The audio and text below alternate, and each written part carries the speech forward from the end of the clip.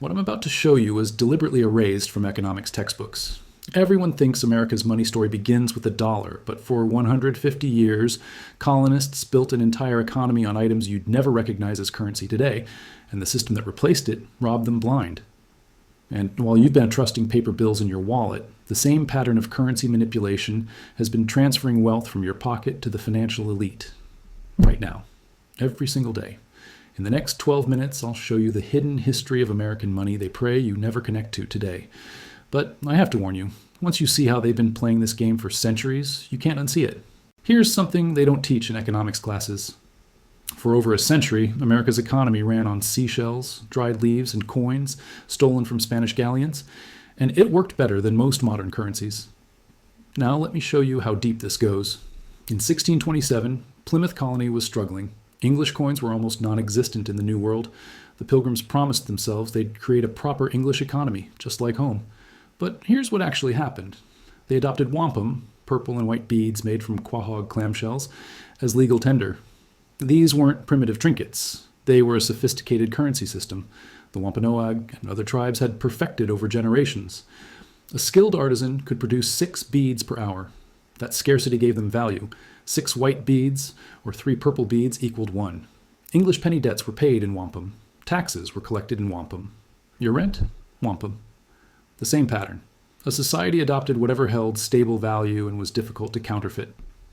But here's the part that will shock you. When Dutch traders introduced steel drill bits to Native Americans, wampum production exploded.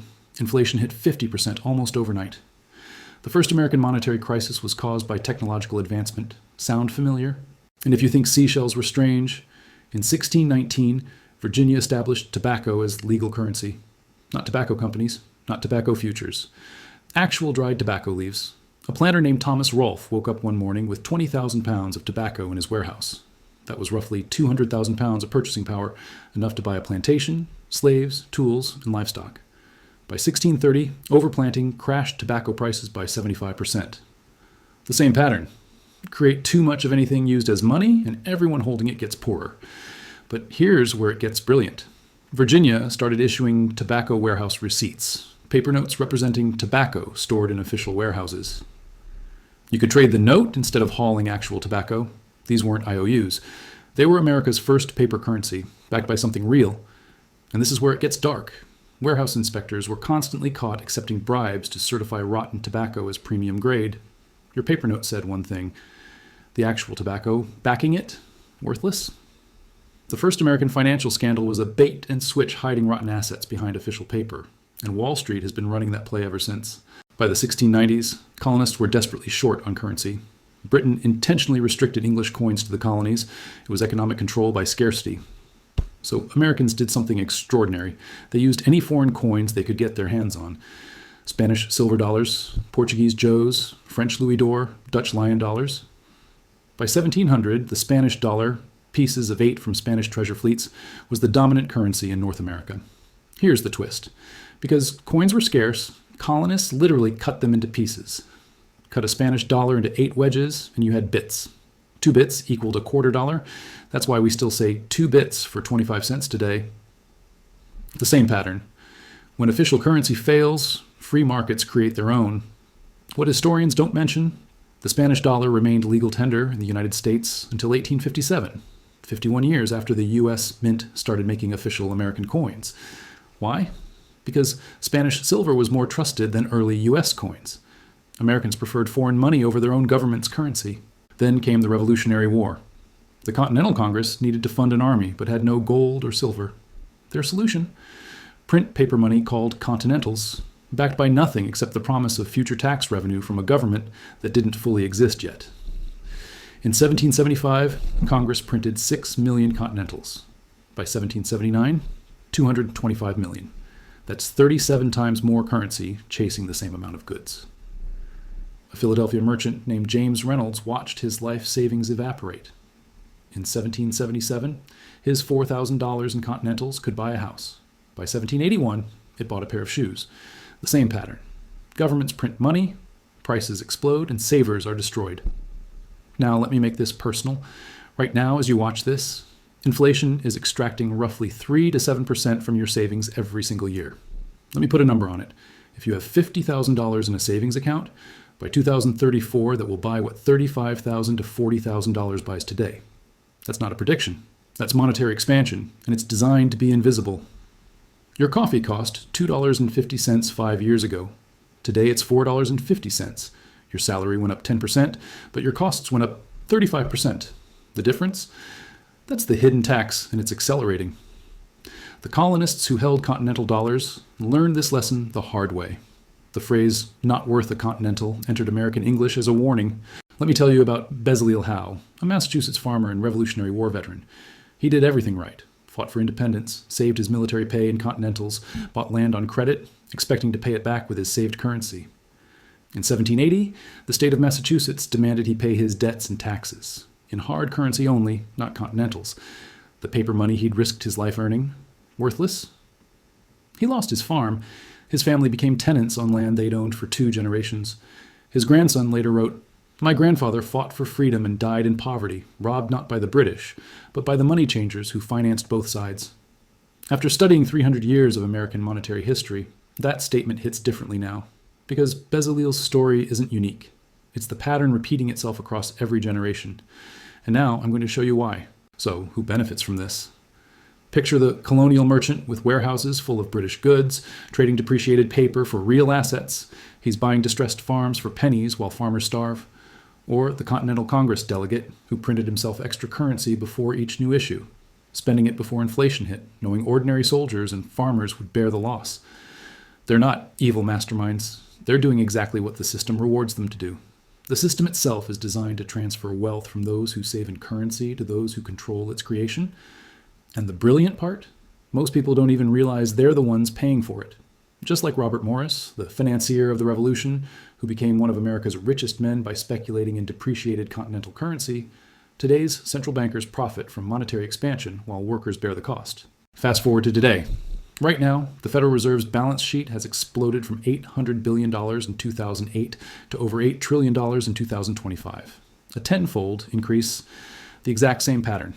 2008, bank bailouts printed trillions, while homeowners foreclosed 2020. COVID stimulus injected $5 trillion into the economy. 2025, national debt interest payments exceed defense spending. And here's what should terrify you. M2 money supply has increased 40% since 2020. That's more new dollars created in 4 years than existed in the entire economy in 2000. We're not at the beginning of this cycle. We're 3/4 of the way through. By 2030, economists predict the dollar could lose another 25 to 40% of its purchasing power, which means if you're between 25 and 65, you will watch your savings lose half its value unless you understand what's really happening. Here's the pattern they pray you never connect. Throughout history, whoever controls the money supply transfers wealth from everyone else to themselves, whether it's Dutch traders crashing wampum, Virginia inspectors certifying rotten tobacco, Congress printing continentals, or the Federal Reserve expanding the money supply. Every time currency is debased, wealth transfers from savers to insiders. It's not inflation. It's actually confiscation by dilution. And the cruelest part? You participate in your own exploitation by continuing to save in the currency they're actively devaluing. This isn't conspiracy. This is documented in the Continental Congress records, in colonial merchant ledgers. In economic data, you can verify yourself.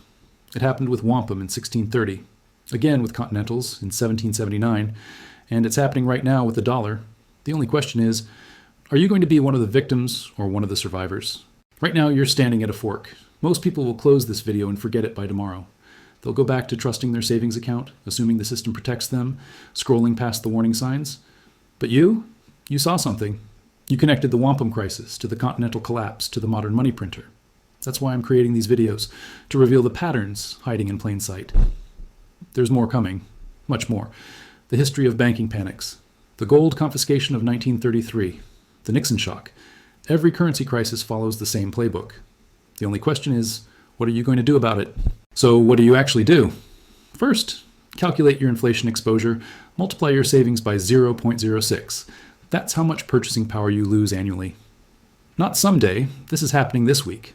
This works because understanding your real loss rate changes your behavior faster than any advice. Second, diversify into assets that can't be printed. Real estate, productive skills, tangible goods, or assets with fixed supply. Every person who survived the continental crisis owned land or gold. Every person who only held paper currency, their wealth vanished. Third, study monetary history like your financial life depends on it, because it does. Here's how to measure this for yourself. What percentage of your net worth would survive if your currency lost 50% of its value tomorrow? The best time to prepare was 2010. The second best time is right now, because monetary expansion is accelerating, not slowing down. You can't control the Federal Reserve, Congress, or the banking system, but you can control what you own, what you know, and how you position yourself. And that's the difference between Bezaleel Howe losing his farm and the merchant who bought it for pennies. The colonists who held wampum when steel drills arrived lost everything. The farmers who trusted Continentals died, broke. The savers who believed paper promises watched their wealth vanish into thin air.